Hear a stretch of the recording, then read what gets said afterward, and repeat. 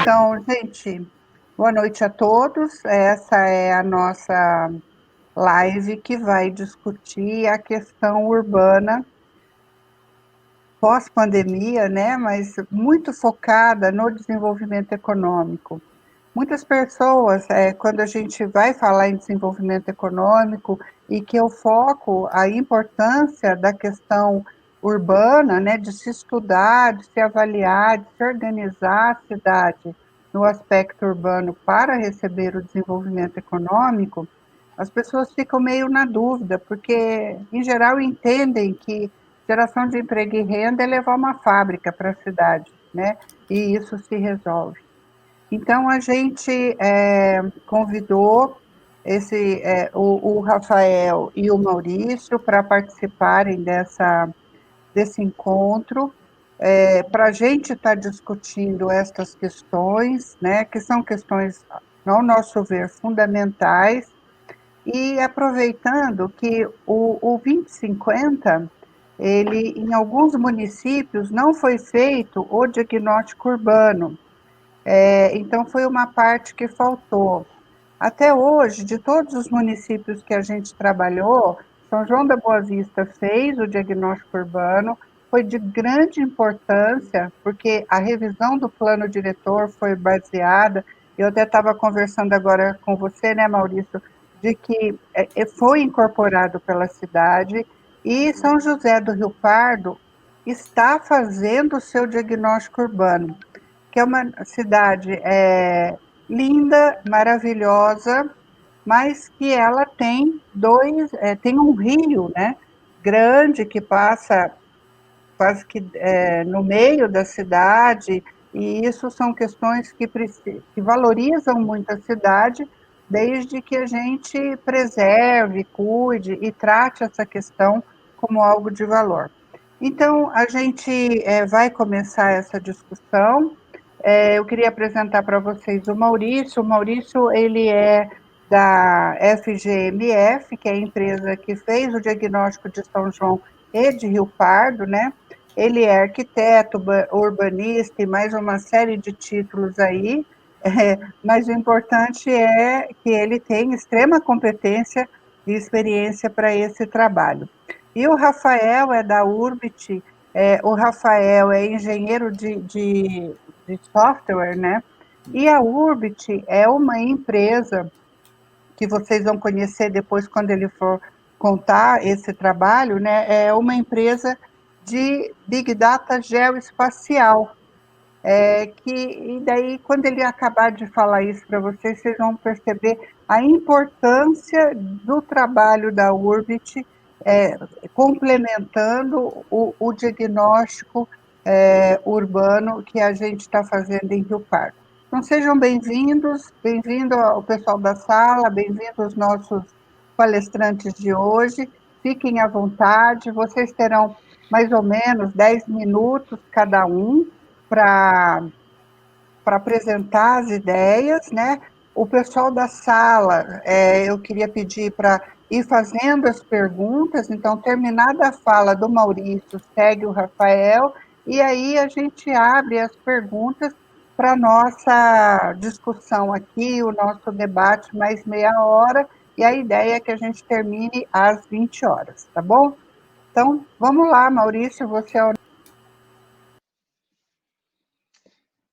Obrigado mais uma vez pelo convite, pelo privilégio de estar aqui com vocês. Obrigado mesmo.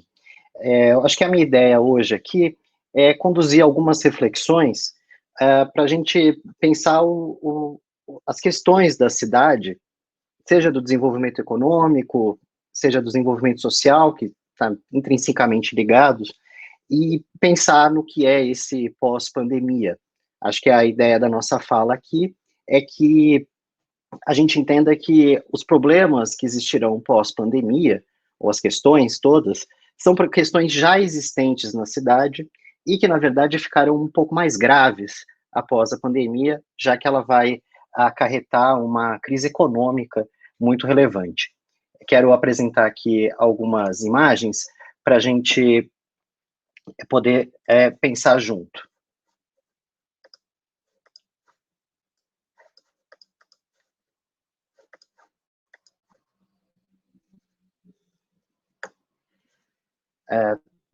Espero que todos consigam ver aí o que está acontecendo, as imagens. Então, qual que é a questão?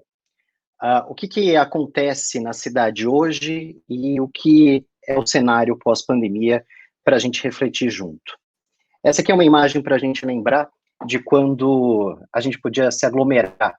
Essa é a ladeira Porto Geral, junto à Rua 25 de Março, em São Paulo, grande polo de comércio popular.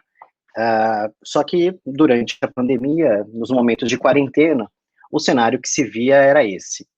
Em todas as áreas mais centrais, onde a fiscalização podia trabalhar com mais clareza, o comércio foi fechado, as ruas foram esvaziadas na tentativa de conter o crescimento da infecção. O que nós percebemos, entretanto, é que estar em quarentena, de fato, era um privilégio para poucas regiões da cidade.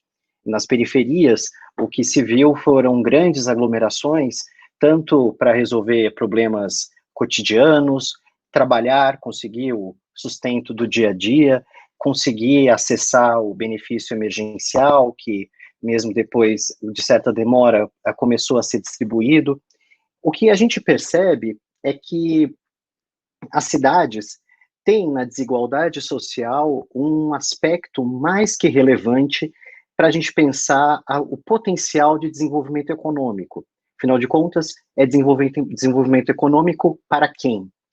A grande parte das nossas cidades estão marcadas pela desigualdade social em todo o mundo. Isso não é um privilégio brasileiro. Seja como nessa imagem na Índia, em Bombaim, seja em Joanesburgo, na África do Sul, seja em Lima, no Peru, onde até mesmo um muro foi levantado para separar áreas de urbanização mais precária, seja em São Paulo. É o exemplo que a gente tem muito contrastante da riqueza e da pobreza. Essa é uma imagem clássica da separação entre Paraisópolis e o bairro do Morumbi. Entretanto, a desigualdade que nós vemos claramente no nosso dia a dia, só andando pela cidade a gente já consegue enxergar isso, ela se reflete, ou melhor, ela se expressa em diversos outros dados, especialmente nos dados da saúde.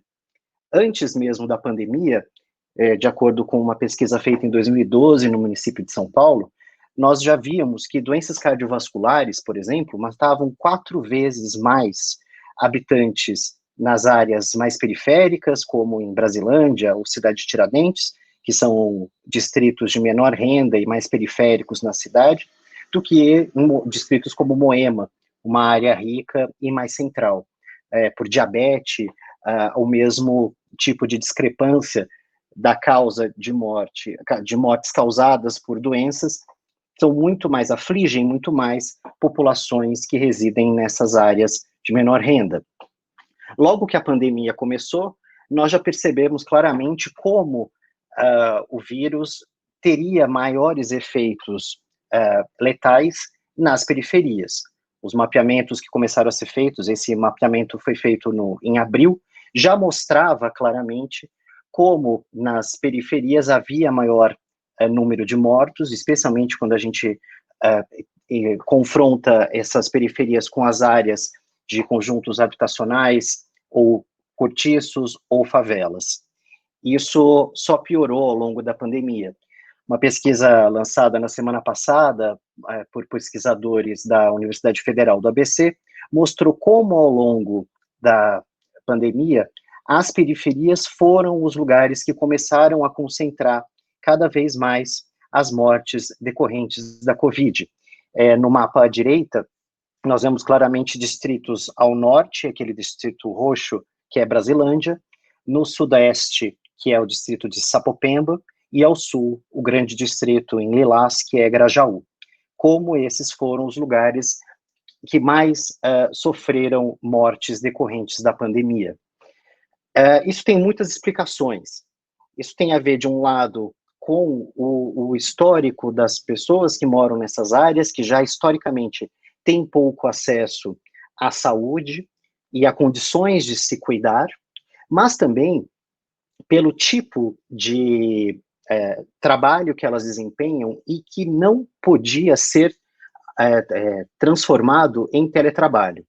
No mapa à esquerda, nós vemos a concentração de pessoas que exercem atividades manuais, ou seja, que seu trabalho exige a presença física, seja na prestação de serviços como manicures, pedreiros, garçons, pessoas que residem nessas áreas têm mais por probabilidade de terem trabalhos que não poderiam ser substituídos pelo teletrabalho, atividades intelectuais que poderiam ser substituídas apenas, exercidas apenas, usando uma conexão de internet. Vocês vejam que no mapa da direita, as áreas, o mapa que tem predominância em azul, existe maior porcentagem de pessoas com trabalhos que envolvem atividades intelectuais, menos braçais, mais concentradas na área mais rica da cidade, que é esse vetor oeste da cidade, o sudoeste. Na mesma pesquisa realizada pela Federal do ABC, se perguntou para as pessoas a impressão que elas tinham do grau de aderência ao isolamento social em suas vizinhanças.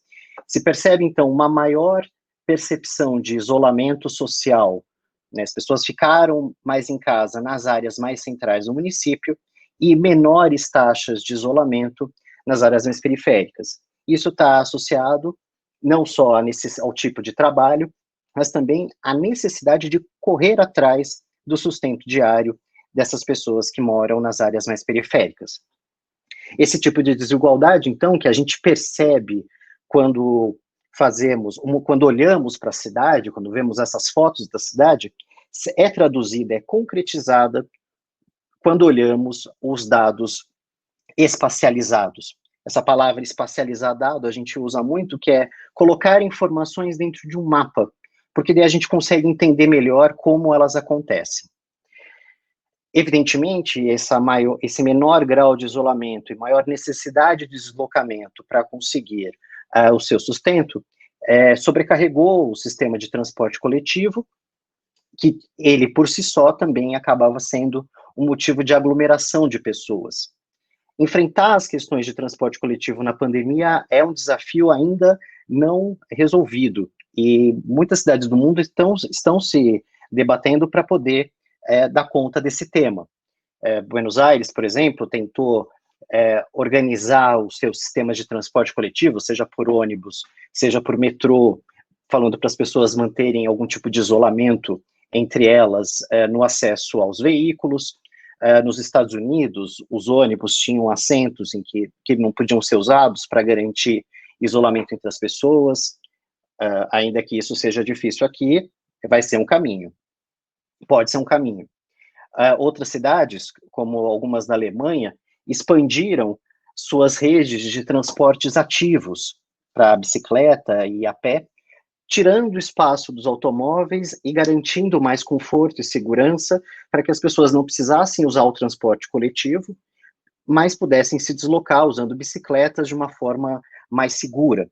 Essa mesma ideia foi muito seguida por outras cidades latino-americanas, na Colômbia, especialmente, que já tem uma tradição disso, com intervenções baratas, mas que garantiam para a sua população mais oportunidades de deslocamento seguro por transportes ativos.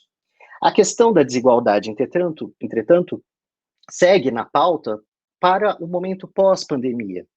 Estamos imaginando que um restaurante elegante como esse não reabrirá as portas com essa mesma configuração. Muitas cidades europeias, por exemplo, já no processo de reabertura, decidiram que seria possível utilizar áreas públicas para o atendimento de clientes. Isso é muito interessante, você pode aproveitar a cidade e ainda fazer suas refeições num espaço sem confinamento, com maior ventilação. Entretanto, dada a nossa desigualdade, novamente, como vai ser a disputa pelos espaços públicos, que hoje já são muito utilizados no Brasil? Como vai ser? Como vai ser a disputa entre os estabelecimentos que vão querer usar os espaços públicos para desenvolver suas atividades comerciais. Uma outra dúvida para as cidades, ainda tendo em vista o desenvolvimento econômico, são as suas áreas destinadas aos negócios. Né? Esse aqui é um exemplo em Lima, no Peru, de um centro, de um distrito de negócios, que, assim como diversos centros de negócios no mundo todo, são importantes porque, ao concentrar empresas, em concentrar seus empregados, existe uma tendência à troca de informações entre as pessoas, a um aumento de criatividade e o fortalecimento da vida urbana. Essas áreas, será que elas vão perder a atratividade? Os empreendimentos imobiliários feitos nessas áreas vão ficar mais vazios porque muitas empresas adotaram o teletrabalho, o home office, e estão se dando bem com isso. Será que as possibilidades da tecnologia de telecomunicação vão realmente diminuir o valor das cidades, já que todo mundo vai tentar, por um tempo, ficar um pouco mais segregado entre si? A Apple, por exemplo, nos Estados Unidos, na Califórnia, há alguns anos criou seu centro de desenvolvimento, que eles chamam de Apple Park, criou numa área de subúrbio da região de Cupertino, na Califórnia. Aqui vocês veem que os vizinhos desse grande centro empresarial, na verdade, são subúrbios residenciais. Como os grandes subúrbios residenciais norte-americanos, existem alguns shopping centers na proximidade, mas esse novo edifício não configura a cidade, não se relaciona com a cidade. Será que esse é o caminho? Será que o isolamento será realmente o caminho adotado pelas cidades? Eu duvido. Historicamente, toda nova tecnologia de telecomunicação era anunciada como o fim das cidades, desde o telégrafo. Eu gosto muito dessa imagem porque ela coloca aí um dos primeiros grandes elementos de telecomunicação que vieram com uma promessa de esvaziamento da importância da cidade. Foi assim com o telégrafo, com o telefone, com o fax, com a internet. Toda vez que essas novas tecnologias apareciam, novas epifanias também surgiam, dizendo que as cidades perderiam sua função de agregar as pessoas para trabalhar, para se divertir, para criar, porque a telecomunicação permitiria tudo. Talvez não, porque tem uma coisa que a gente ainda sente muita falta e que é importantíssima para qualquer tipo de negócio e para o desenvolvimento econômico, que é o encontro. O encontro dos seres humanos ainda é a maior arma para a criação de novidades, para a inovação, para desenvolvimento de parcerias, para os negócios, e as cidades seguirão sendo os espaços para o desenvolvimento econômico e para o desenvolvimento social. Ainda que regularmente vejamos imagens como essas da desigualdade social, as cidades têm um papel de atrair de fato pobreza, porque somente nas cidades é possível uma pessoa que não teve oportunidade na infância crescer, ela acessar oportunidades de trabalho, de crescimento pessoal, de acesso à educação, de garantia de trabalho. De fato, as cidades vão continuar atraindo os mais pobres, porque nela há possibilidade de crescimento, e as cidades seguirão também atraindo as grandes empresas, porque é nas cidades que estão os centros de ensino, as universidades, os laboratórios de pesquisa e desenvolvimento, é nelas em que estão as grandes infraestruturas também de telecomunicação. As fibras óticas são infraestruturas muito caras ainda e que precisam estar nas cidades. A questão para nós, para pensarmos o desenvolvimento econômico, é que a cidade continuará sendo o lugar das desigualdades, porque a cidade é o lugar de expressão da sua sociedade, é onde o tecido social se expressa concretamente. Cada vez mais, as grandes empresas vão também precisar das populações, de populações com grande grau de especialização e também com que por conta de sua especialização tem alta renda. Os serviços, entretanto, que essas populações de alta renda exigem, sejam os garçons, as manicures, toda uma rede de serviço, que emprega populações de menor renda estarão na cidade. Como nós vamos garantir que esse território marcado pela desigualdade possa permitir com que empreendedores advindos de qualquer região da cidade possam acessar o desenvolvimento econômico? E é aqui que a gente fala sempre da questão do planejamento. Para a gente enfrentar os problemas, a gente precisa sentar e planejar, dar respostas. A questão, para dar boas respostas, é fundamental a gente olhar direito para as perguntas, e aqui eu já vou concluindo a minha fala para passar para o Rafael, mas o ponto é, para a gente poder planejar a cidade, é necessário fazer as perguntas corretas, já que temos recursos escassos para poder investir nela, a gente não pode ir somente na direção certa dos investimentos. Nós precisamos ser precisos, atingir a mira exatamente para aumentar, para maximizar o retorno dos investimentos públicos e privados para o desenvolvimento. E para poder planejar, a gente vai sempre tentar acessar os dados, só que o processo de compreensão dos dados, dos variados dados que existem para a gente planejar, estão muito dispersos, e há um grande trabalho necessário de transformar dado em informação. Existe uma diferença entre dados soltos e uma seleção desses dados que viram, de fato, informação. A correta conexão entre as informações que nós temos é que podem produzir conhecimento.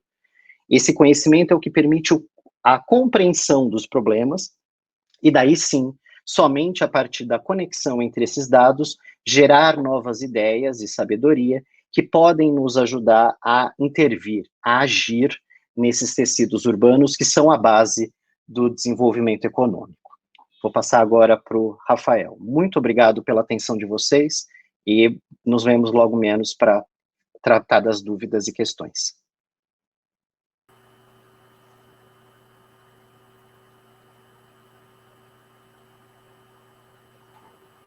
Boa noite, pessoal. Eu vou tentar passar um pouquinho de conhecimento para vocês sobre qual é a importância dos dados na tomada de decisão. Vou tentar ajudar vocês a tentar classificar essas informações para vocês utilizarem elas de uma forma fácil e aproveitar elas para serem melhor aproveitadas, tá? Bom, dado. Tudo é dado. Tudo na vida é dado. Nossa respiração é um dado. Nosso jeito, nosso caminhar, quantidade de passos, tudo é dado. E esses dados, se você compor esses dados, você consegue gerar informações. Uma informação pode ser um conjunto de dados, agrupamento de dados, ordenação de dados, você gera uma informação. Você pode plotar essas informações em um mapa, você pode mostrar de diversas formas, né? O conhecimento é como você vai juntar o que você sabe e como você vai ler essas informações, esse gráfico, e com o seu conhecimento, você vai tentar pegar insights para você conseguir utilizá-los em algum lugar de alguma forma, de forma sábia, né? Como você vai utilizar essas informações. Por exemplo, os dados do Covid, né? Só os dados, quantas pessoas faleceram, quantas pessoas se recuperaram, são apenas dados, né? Se você ler numa linha, você não tem muita informação. Agora, se você pegar esses dados, você compilar eles e você agrupar eles e você plotar num gráfico, você consegue ver onde que estão os maiores casos, conforme o Maurício mostrou, né? Você consegue ver onde tem mais casos, e começar a utilizar isso, o seu conhecimento, o conhecimento de quem da área, a tomar ações para você ver o que você pode fazer para tentar solucionar ou pelo menos evitar algumas mortes, né? E você pega algumas ideias, né, do que vai acontecendo, e com a sabedoria, que é o conhecimento da pessoa, é tudo que ela sabe, tudo que ela tem, a bagagem dela, né, os anos dela, que vai gerar tem a sabedoria que vai te devolver algum resultado sobre isso, tá?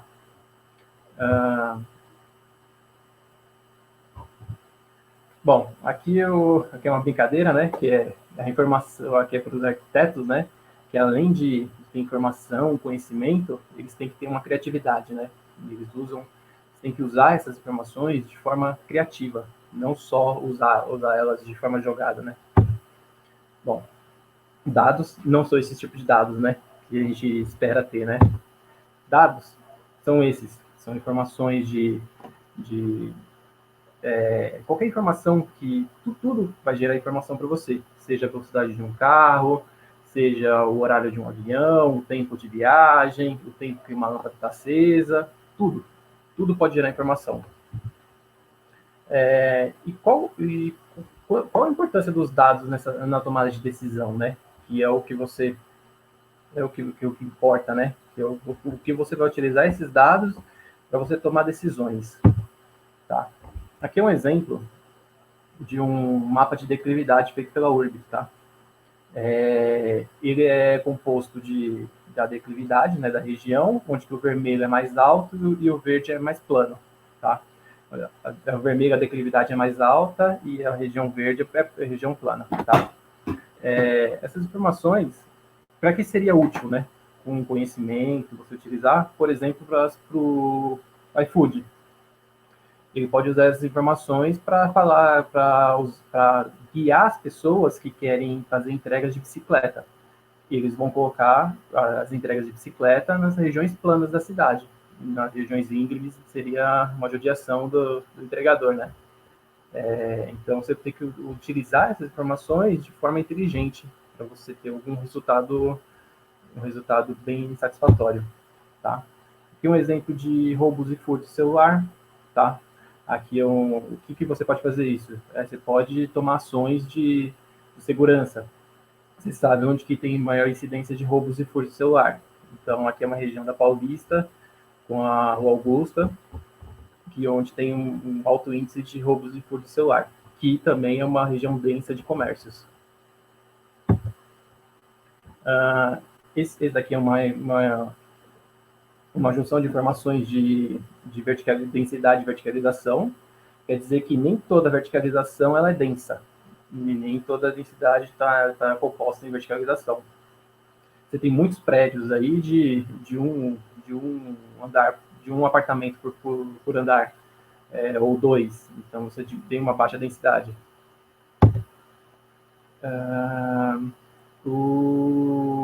Tem um mapa de assentamentos informais, que é uma informação interessante para você tomar ações de desenho da cidade, de estruturação da cidade.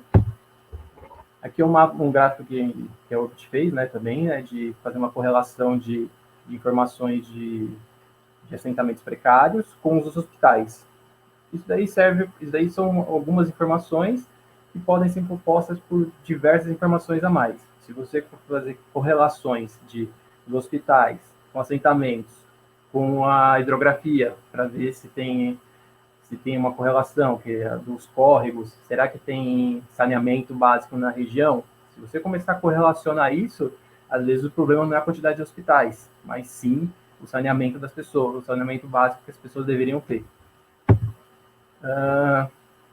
Nesse pós-pandemia, tudo é questão de adaptação e tomada de decisão. Por que eu falo adaptação? Porque nós já viemos de diversas adaptações, né, em nossa vida.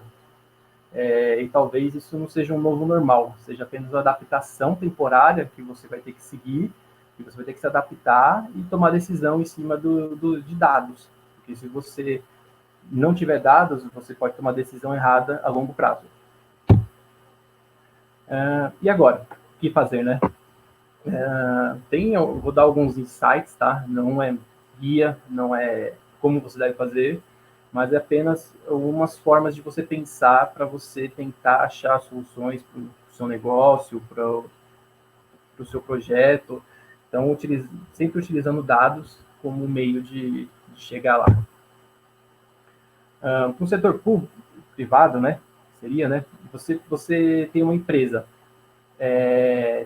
Será que eu deixar todo mundo em home office é uma solução?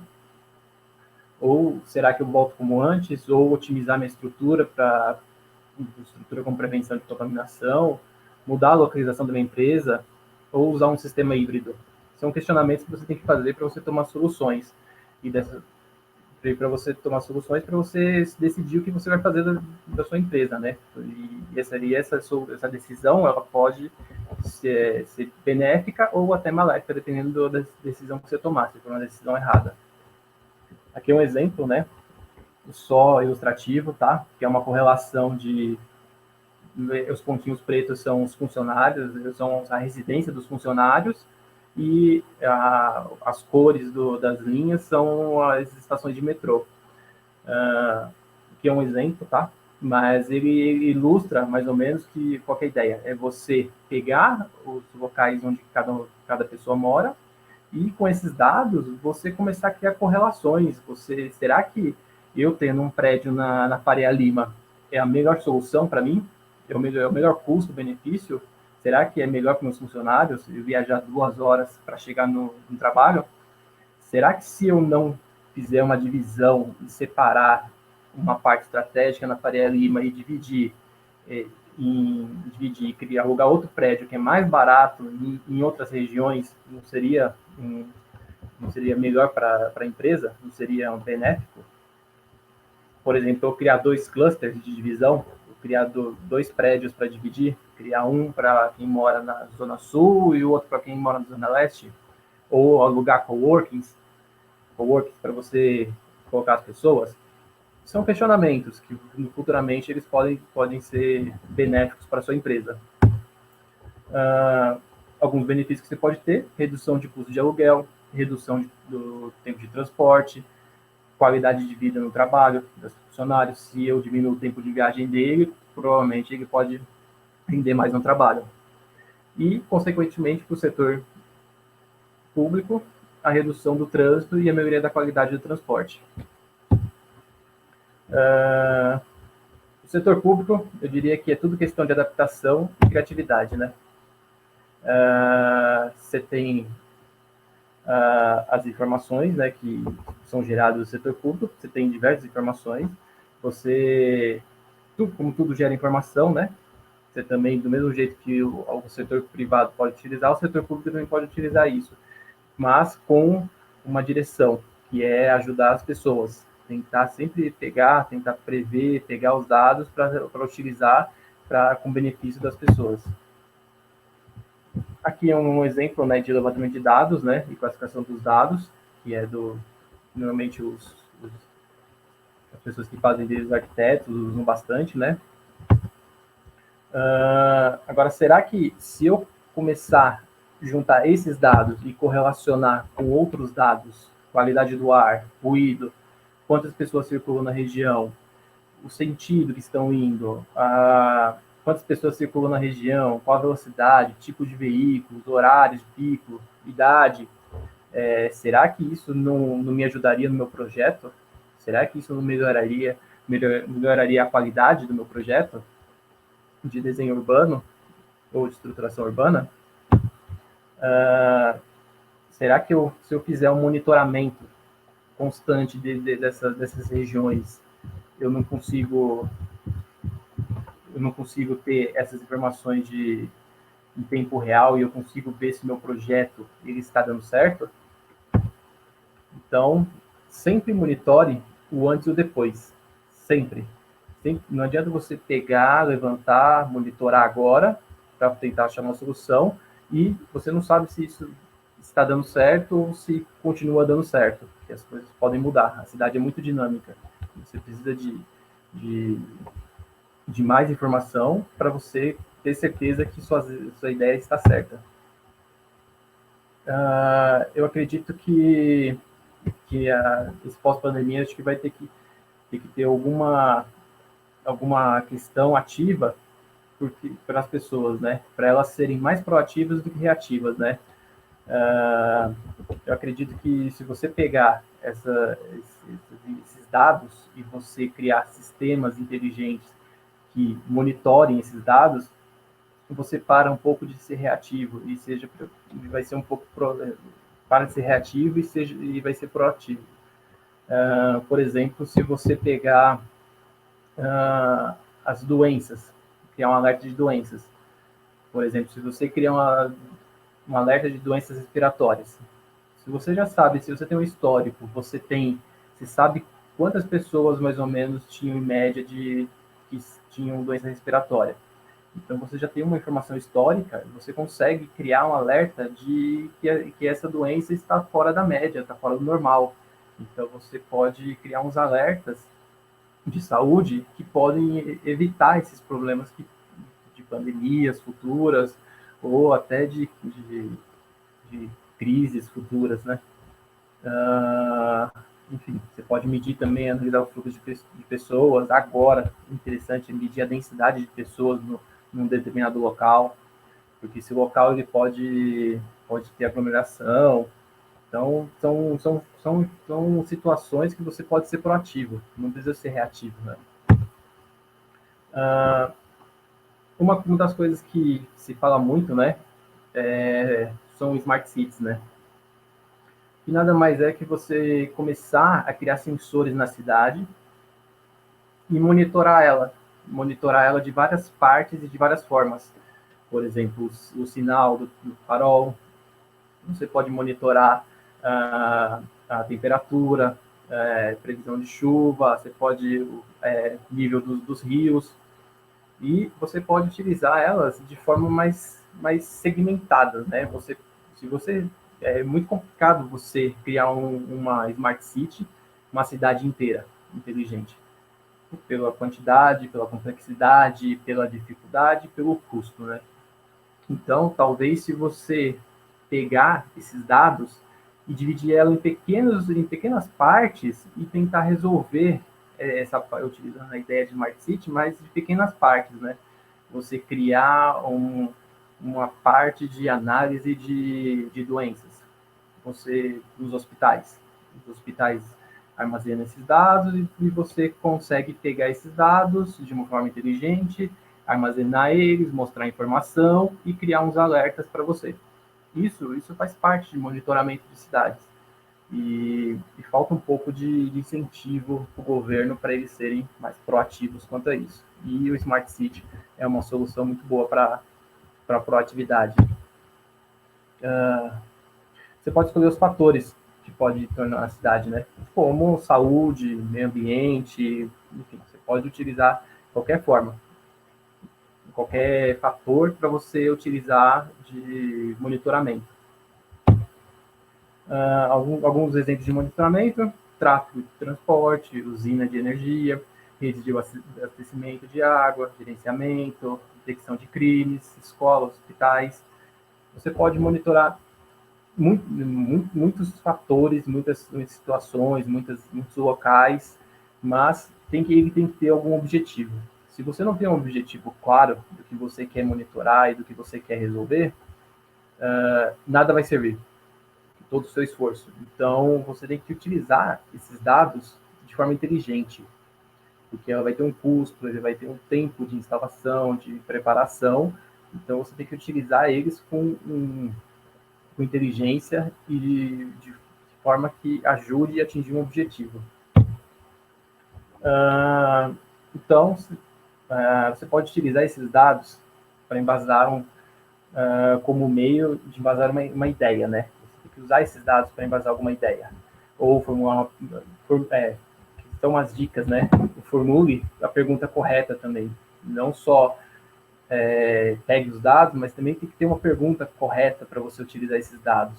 E você tem que entender melhor o seu problema também, para você saber para onde que você quer ir. Não basta você ter os dados e não saber para onde que você quer ir, tá? Bom, minha parte é só isso. Espero que tenha contribuído para muitos de vocês. E se tiver alguma dúvida, estou à disposição. Ok, obrigada, Rafael e Maurício. A gente passou um pouquinho do tempo, né? E eu vou condensar as perguntas para o nosso debate de agora. Maurício, você falou que o papel da cidade é o encontro dos seres humanos que a cidade continua sendo fundamental, né? As nossas cidades aqui, no nosso lado, né, são cidades de pequeno e médio porte, de 20 a 80 mil habitantes, e são cidades que têm algumas dificuldades no seu desenho urbano. Ela está espraiada, normalmente a classe com poder aquisitivo maior de um lado, do poder aquisitivo menor do outro lado, a questão da mobilidade urbana complexa, e a gente conhece a grande recomendação dos urbanistas é que estas cidades revejam esse desenho e façam o que eles chamam, os urbanistas chamam de adensamento, né? Eu queria saber o seguinte, essa visão e essa recomendação, agora, pós-pandemia, com essa nossa realidade de distanciamento, ela continua existindo como adensar? Como é que isso continua igual? Como é que, ou muda? Como é que fica isso? Muito interessante a pergunta. Logo que começou a pandemia, uma dúvida nossa era, de fato, se bairros mais densos teriam uma maior tendência ao espalhamento da infecção por ter mais gente morando mais perto. E até agora, os dados não nos mostraram isso. O que mostrou é que a correlação que existe entre densidade e infecção não está associada à quantidade de gente junta, mas aos padrões socioeconômicos da população que ali está. Então, se a gente for olhar no município de São Paulo, nós temos regiões como a Bela Vista, que é um distrito super denso, tão denso quanto a Brasilândia, ou Sapopemba. Aliás, Brasilândia não é tanto, é Sapopemba que é equivalente a Bela Vista. O contágio na Bela Vista é muito menor do que em Sapopemba. E a taxa de mortes é também muito menor na Bela Vista do que em Sapopemba. Quando a gente vê outros bairros densos no Brasil, como Copacabana, ou até mesmo Higienópolis, que é um bairro denso, a gente não associa, não se vê esse espalhamento. Por quê? Ainda que tenha mais gente morando junto, o padrão das residências é distinto, ou seja, a composição familiar dentro do domicílio. Então, o número de pessoas morando no mesmo domicílio em Sapopemba é maior do que na Bela Vista. Então, a correlação não foi vista. Era, de fato, uma preocupação nossa. Será que a maior possibilidade de encontro na rua facilitaria? Não. O fato é que as pessoas nos distritos com maior renda tinham mais opções para se manter em quarentena, mais acesso à informação também, mais qualidade de vida, ou seja, melhor capacidade física de enfrentar a infecção, então não se vê. É muito interessante nesse sentido, o senhor Ricardo, que está acompanhando a gente, fez um comentário, fez essa questão de, mas a aglomeração, então, é um problema, inclusive para quando a gente fala de condição precária. Em verdade, é exatamente o contrário. A ação do Estado, de alguns estados, nos últimos anos, tem sido a de incentivar o adensamento, porque se percebeu que era possível obter mais eficiência nos investimentos públicos de implantação de infraestrutura, quando essa infraestrutura serve a mais gente e essa mais gente está mais aglomerada. O que a gente viu, na verdade, na ação pública brasileira do desenvolvimento urbano desde os anos 70, foi promover exatamente o contrário. Foi fazer conjuntos habitacionais espalhados, distantes e com baixa densidade, e, pior, com baixa taxa de o que a gente chama de urbanificação. Isso é um termo bem feio que a gente usa, mas urbanificar significa dotar de qualidade urbana uma determinada região. Urbanizar é ir lá, abrir rua, dividir lote. Urbanificar é levar infraestrutura, e eu não estou falando só de saneamento, que nem isso a gente consegue direito levar. Estou falando de todos os equipamentos e serviços públicos que são necessários à qualificação da vida urbana, seja escola, biblioteca, centro de comunitário, centro de lazer, centro de esporte. Então, na verdade, essa luta dos urbanistas por tentar convencer o Estado a promover cidades mais densas tem, de um lado, aumentar a eficiência, e eficiência é fazer mais com menos recurso. Então, com menos recursos, atender mais pessoas. Toda vez que a gente expande a cidade, a gente gasta muito dinheiro com a ampliação das redes de infraestrutura, seja para escola, seja para saneamento, seja para levar eletricidade. Tudo isso é muito caro, sem contar o impacto ambiental disso, o aumento da quantidade de energia que eu preciso para deslocar essas pessoas que estão cada vez mais longe. O que o Estado fez quando promoveu algum adensamento, por exemplo, Sapopemba, de novo esse exemplo aqui no município de São Paulo, é um distrito que se desenvolveu muito com conjuntos habitacionais. Era uma densidade demográfica razoável, só que não foi acompanhado da urbanificação. Não foi levado infraestrutura. Né? Quando você promove aglomeração sem infraestrutura, você não gastou dinheiro com infraestrutura, mas você criou uma bomba relógio social. Se você expandiu com infraestrutura, você gastou muito dinheiro que a gente não tem sobrando, para servir a pouca gente. Então, esse dilema do adensamento, de fato, não está se mostrando ainda relevante. Quanto a gente adensa, e necessariamente com infraestrutura, a gente investe, mas investe bem, com retornos rápidos para a sociedade como um todo. Ok. Uma outra pergunta que tem aqui, também do Ricardo, né? Ele fala o seguinte, para a cidade usufruir do sistema de Smart Cities, né?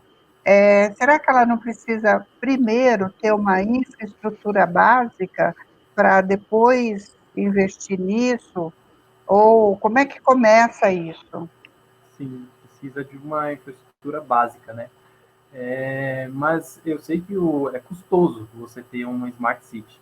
Você tem que ter internet, você tem que ter receptores, transmissores, você precisa de ter um monte de equipamento. Mas é que se você pensar no ecossistema inteiro, ele é muito caro, ele é muito complexo. Hoje, com internet básica, você consegue fazer monitoramento básico. Você consegue fazer monitoramento utilizando uma câmera simples e uma internet simples. Você consegue utilizar uma internet para monitorar, por exemplo, a quantidade de pessoas que passam em frente a um hospital, ou quantidade de leitos. Então, na verdade, só precisa de uma separação, você conseguir criar essa separação e utilizar e resolver um problema específico. E depois você pode juntar tudo isso e criar um Smart City completo com tudo, né? Mas eu acho que as pessoas têm que se focar em pequenos problemas hoje, pelo custo e pela complexidade. Então, se a pessoa tentar resolver um problema específico, por exemplo, na saúde, talvez isso ajude muita gente. Então, na verdade, não tente pensar no problema inteiro, numa Smart City inteira. Tente resolver problemas pequenos, e isso, com certeza, vai ajudar bastante, independente do conceito completo, né, de Smart City. Entendi. Uma complementação só que eu acho que vale a pena fazer. O Rafael fala muito da internet das coisas, né, por exemplo, né, da comunicação entre sensores. De fato, isso seria caro, mas a gente já tem hoje informações que poderiam ser mais bem utilizadas com essas tecnologias. E ele falou da saúde, que nós, historicamente no Brasil, por conta de muitos movimentos sociais, de médicos e profissionais da saúde, que trabalharam nos anos 70 e 80 inteiro para a viabilização do SUS, e hoje nós contamos com DataSUS, que é um repositório de dados que faz inveja a elaboradores de políticas públicas do mundo todo pela quantidade de informação que tem ali. Mas ainda usamos muito pouco, porque temos todas as questões de que a ciência é pouco valorizada no Brasil, então poucos são os profissionais que conseguem acessar isso, mas também porque não temos uma iniciativa de monitoramento desses dados, e que não seria cara de fazer, com dados que estão aí disponíveis em bases abertas e que a gente poderia lançar mais mão. E, de novo, está aqui a ideia da eficiência, né? Fazer mais com pouco recurso. Temos que aproveitar coisas que o Brasil já tem, que são muito boas e que a gente costuma ignorar por tradição autodepreciativa nossa, mas que temos coisas muito boas e que podem ser olhadas com uma abordagem inovadora. Tem uma pergunta que eu fiquei muito curiosa, que vocês falaram, acho que foi o Maurício que falou, das empresas, até você mostrou o prédio da Google, né? Que as empresas vão para o home office, mas que não acredita que isso seja uma tendência e tal. A gente acompanhou o anúncio da XP, sim, saindo de São Paulo, né? Em seguida, a própria Vejinha fez uma capa falando das empresas da Faria Lima, tal. E a gente aqui no interior ficou muito animado e saímos por aí procurando que empresas são essas, porque as nossas cidades são lindas e a gente vai convidar todo esse pessoal para vir morar nas nossas cidades, né? Então, você acha que isso não vai ser tendência, que não vai acontecer? Eu não sei dizer se isso é uma tendência. Eu costumo dizer que os processos têm alguns alcances e limites. Certamente, muitas empresas vão começar a diminuir a exigência de ida regular ao escritório. Isso é uma tendência que há 20 anos, no mínimo, existe em empresas mais envolvidas. Eu, quando era estagiário, trabalhei num conglomerado que já tinha a ideia de home office, todo mundo tinha seu laptop, podia trabalhar de casa. Então, isso certamente vai acontecer, especialmente porque as empresas entenderam agora que elas não precisam estar com os funcionários dentro de um lugar cercado para garantir máximo rendimento deles. O ponto é, qual é o limite, qual desse esgarçamento da relação entre colegas de trabalho? Talvez alguns dos funcionários da XP, por exemplo, de fato, poderão morar em qualquer lugar e ir uma vez por semana para ter uma reunião. Talvez isso certamente cresça, talvez não, certamente isso vai crescer. Agora, a ponto de realmente achar que será eficiente para uma empresa que é baseada em informação e na troca de informações que não são necessariamente os dados que saem da bolsa, são os rumores de mercado, é o sentimento, a percepção geral. Eu não sei ainda o quanto as tecnologias de informação vão dar conta da hora do cafezinho, em que a gente conta uma história que a gente ouviu da outra empresa, e isso começa a mudar o posicionamento da minha empresa. Evidentemente isso vai acontecer, isso já acontece. Se a gente vai para a região de Vinhedo, Jundiaí, existem vários daqueles que eles chamam de office parks, que são no meio da estrada, tem lá um conjunto de edifícios baixinhos, com sedes de empresa.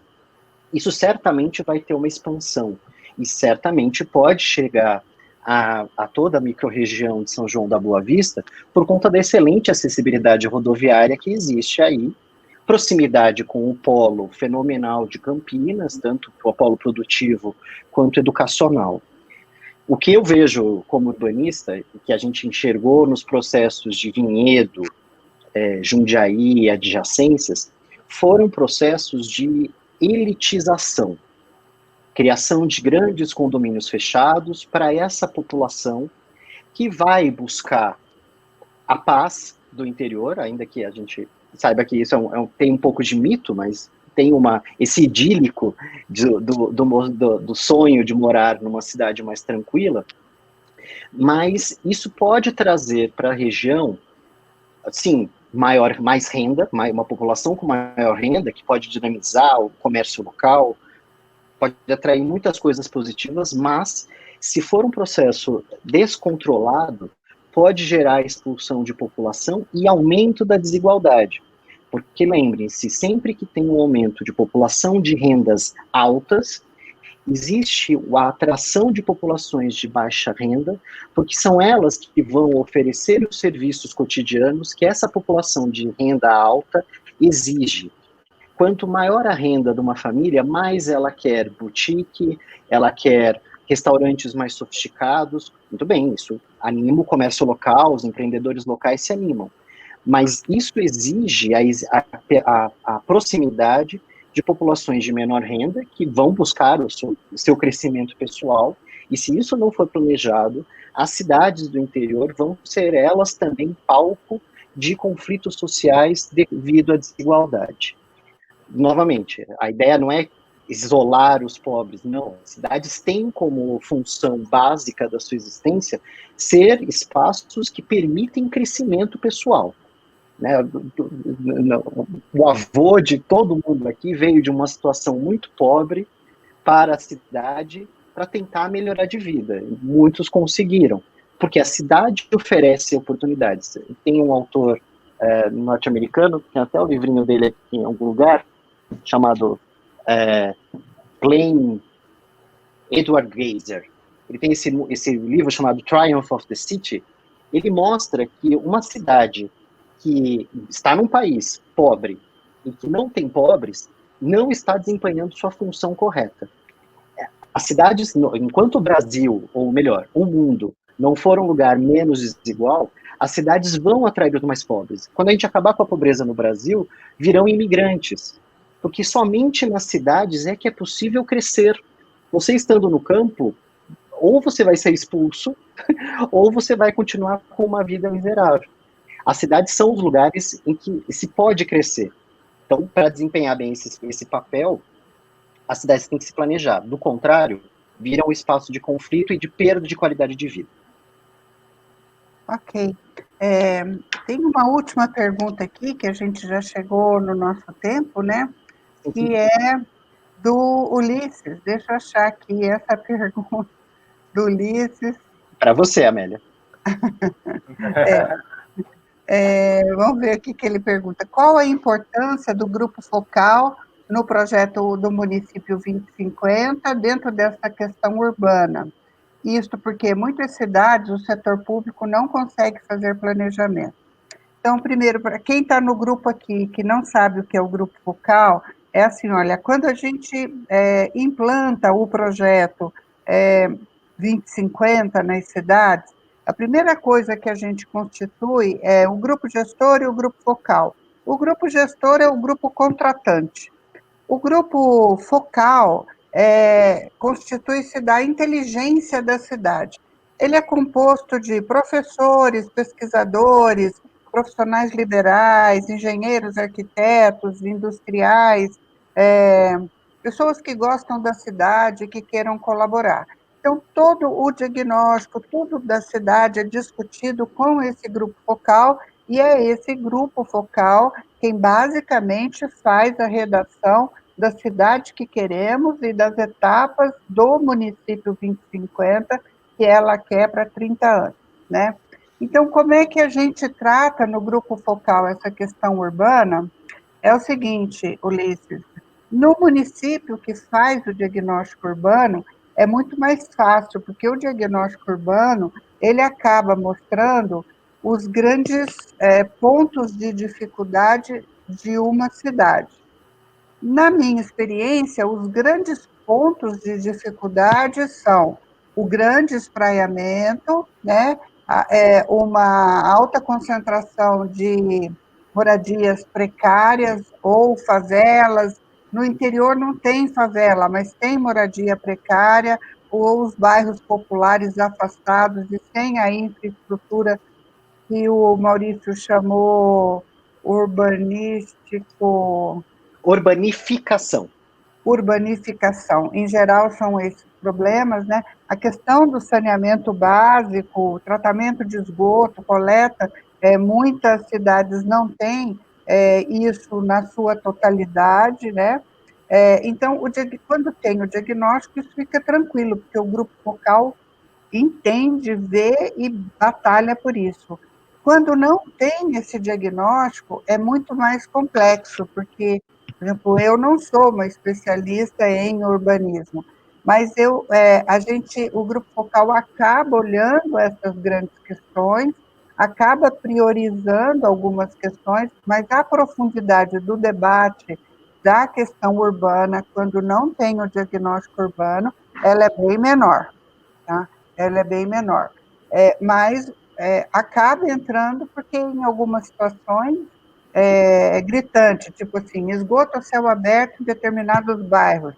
Você não promove desenvolvimento econômico se você tem uma cidade que não tem tratamento de esgoto, ou que o esgoto está a céu aberto, ou que há uma grande concentração de moradias precárias. Você não leva o empresário a instalar o negócio dele numa cidade assim, né? Da nossa experiência aí de todos esses anos, o que leva novos negócios para uma cidade como as nossas?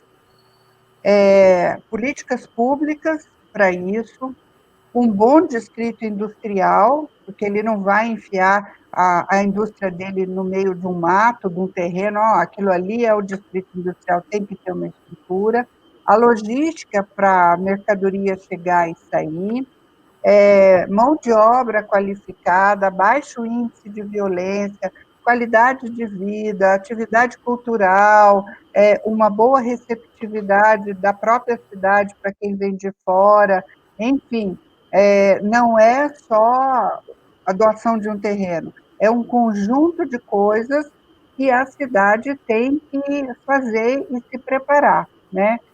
Tem um pouco do poder público nisso, tem um pouco da própria cidade nisso, das instituições, ou seja, cada um desses que eu falei é responsável por isso. Bem, para a gente finalizar, né, eu gostaria de pedir para você, para o Rafael primeiro, depois o Maurício, dar um recado para a gente aqui, nós que estamos aí tão distantes dos grandes centros, né? Agora sofrendo os efeitos da pandemia, sendo controlados aqui, a gente todo dia recebe um relatório, 50% de não sei o quê, dá um ódio mortal de saber que tem alguém controlando o meu celular, né? Mas estamos num mundo novo e diferente. Então, Rafael, se você pudesse dar o seu recado para a gente, depois o Maurício, e aí a gente finaliza. Bom, o meu recado é que o único jeito das pessoas conseguirem sair dessa situação, basicamente da pandemia, é utilizar os dados mesmo de forma mais proativa. Você utilizar esses dados como meio de você evitar ter quem tem que ficar em casa. Então, utilizar os dados para você analisar, igual estão falando do seu celular, né? Que você você fica em casa, né? Então, por algum motivo, eles entenderam que é uma solução que vai ajudar as pessoas a se conscientizarem e ficarem em casa, né? Mas os dados, eles podem transformar ideias em opiniões. Então, acho que é uma frase aí que pode ajudar todo mundo, né? Então, e é isso. Ok, obrigada, viu? Né? Maurício. Maurício saiu da... Alô, Maurício? Acho que ele desligou sem querer.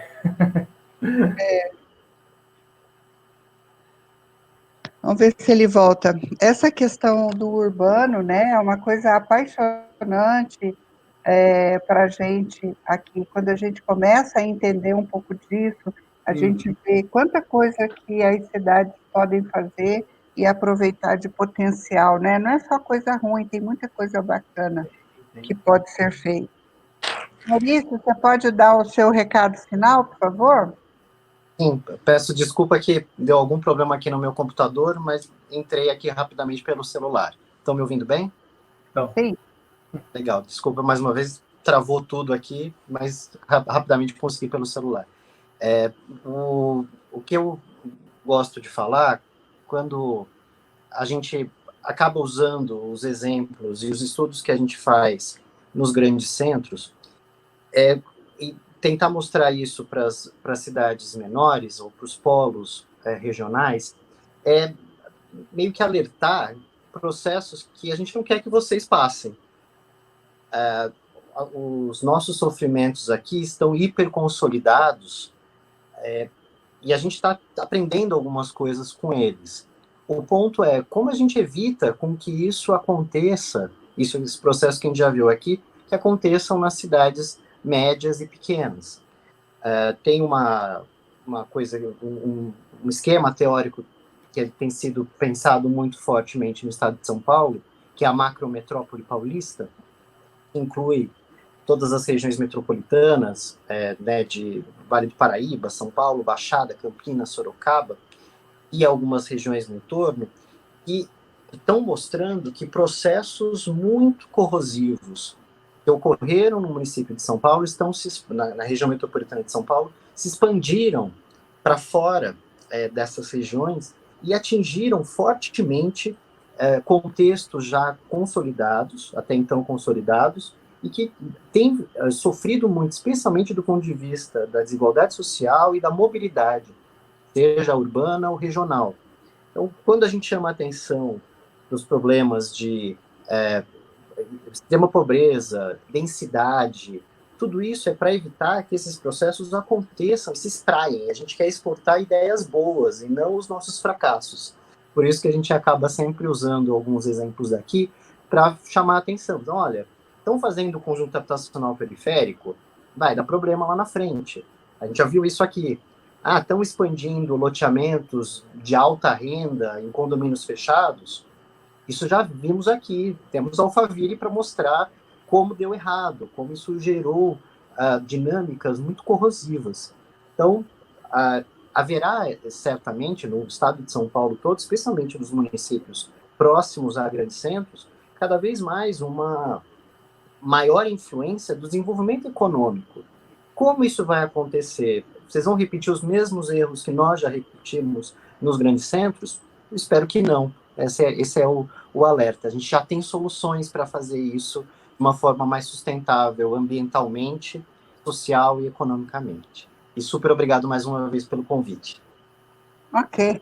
Muito obrigada, viu, Rafael, Maurício. A gente vai tentar fazer essa lição de casa, olhar os erros dos grandes centros e ver onde é que a gente vai melhorar as nossas cidades aqui. Obrigada por tudo, tá? E até uma próxima vez. Obrigado. Obrigado, pessoal que está aqui presente também.